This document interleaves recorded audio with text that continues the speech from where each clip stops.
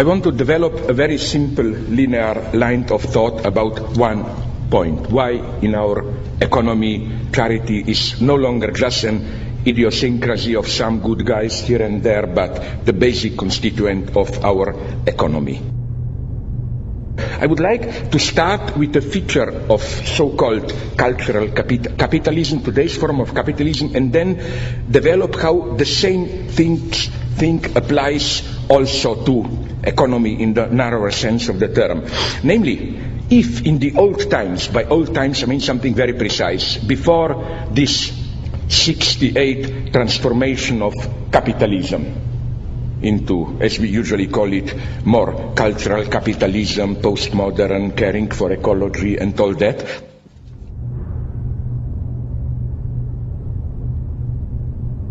What changed?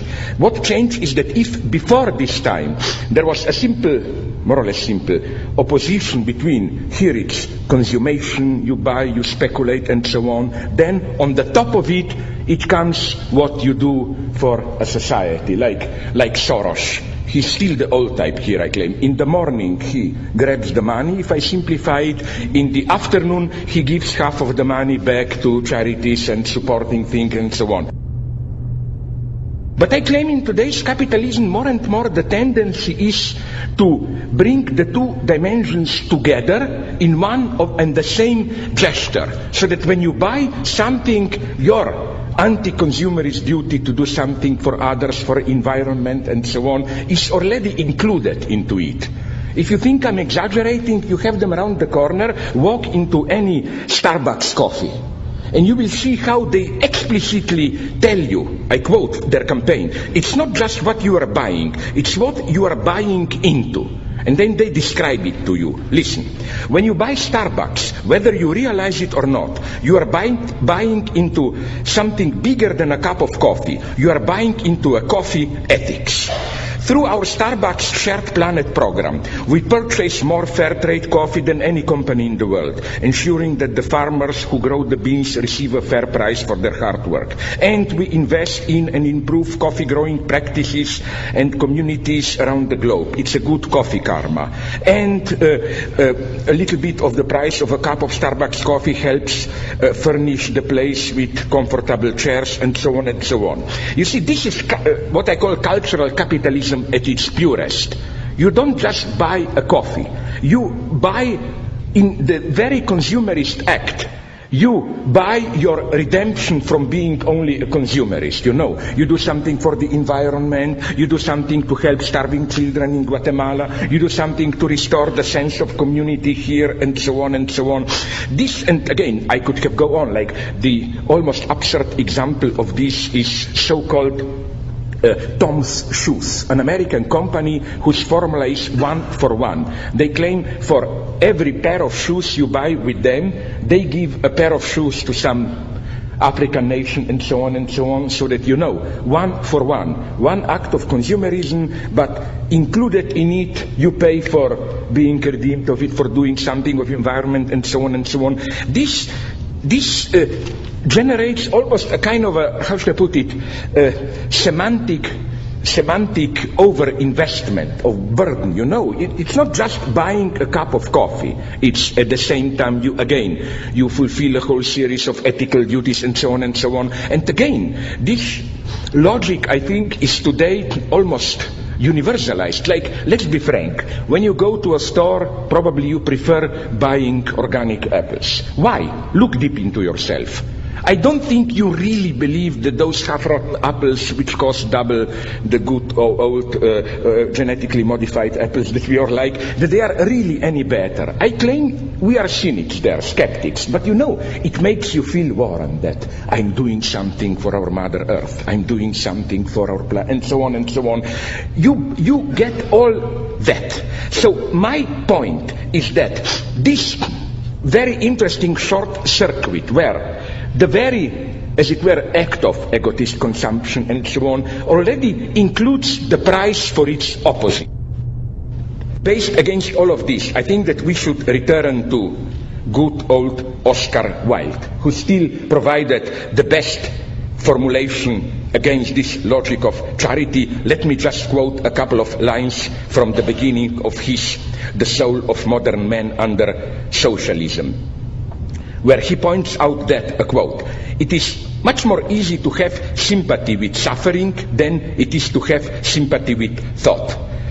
People find themselves surrounded by hideous poverty, by hideous ugliness, by hideous starvation. It is inevitable that they should be strongly moved by all this. Accordingly, with admirable, though misdirected intentions, they very seriously and very sentimentally set themselves to the task of remedying the evils that they see. But their remedies do not cure the disease, they merely prolong it. Indeed, their remedies are part of the disease. They try to solve the problem of poverty, for instance, by keeping the poor alive, or in the case of a very advanced school, by amusing the poor. But this is not a solution. It is an aggravation of the difficulty. The proper aim is to try and reconstruct society on such a basis that poverty will be impossible, and the altruistic virtues have really prevented the carrying out of this aim. The worst slave owners were those who were kind to their slaves, and so prevented the horror of the system being realized by those who suffered from it, and understood by those who contemplated it. Charity degrades and demoralizes. It is immoral to use private property in order to alleviate the horrible evils that result from the institution of private property." I think these lines are more actual than ever. Nice as it sounds, basic income or this kind of a trade with the rich is not a solution. There is for me another, because of a whole series of problems, I see here another problem again, which is, this is for me the last desperate attempt to make capitalism work for socialism. Let's not discard the evil. Let's make the evil itself work for the good. You remember, you are not old enough, I am, how we were crazy 30, 40 years ago. We were dreaming about socialism with a human face. You know, like it is as if today the utmost radical horizon of our imagination is global capitalism with a human face. We have the basic rules of the game. We make it a little bit more human, more tolerant, with a little bit more welfare, and so on and so on. First, my attitude is here, let's give to the devil what belongs to the devil. And let's recognize that in the last decades, at least, till recently, at least in the Western Europe, I mean, there is no bullshitting here, let's admit it. I don't think that in any moment in human history did such a relatively large percentage of population live in such a relative freedom, welfare, security, and so on. I see this gradually, but nonetheless seriously threatened. When I gave that interview for Hard Talk yesterday, the guy, Sacker, who is a bright guy, he's not just another sucker, he told me, Stephen, you know, that, but you are basically misanthropic.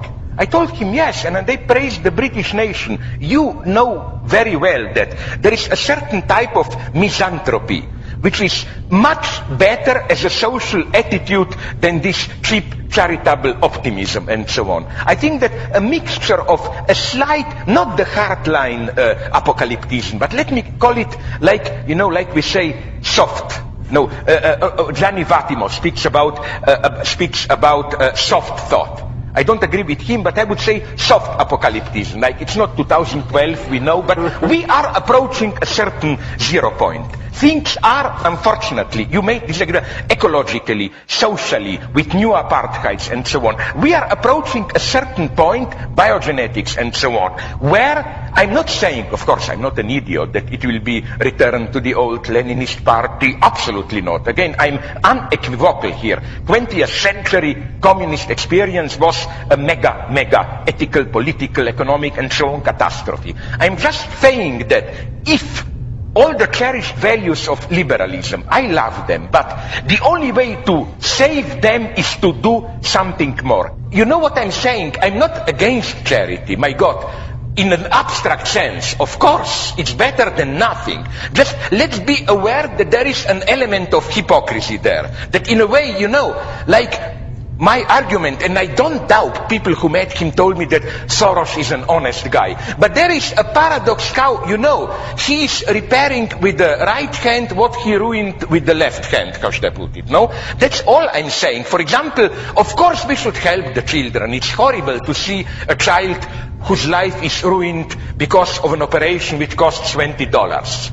But in the long term, you know, as Oscar Wilde would have said, if you just operate the child, then they will live a little bit better, but in the same situation which produced them.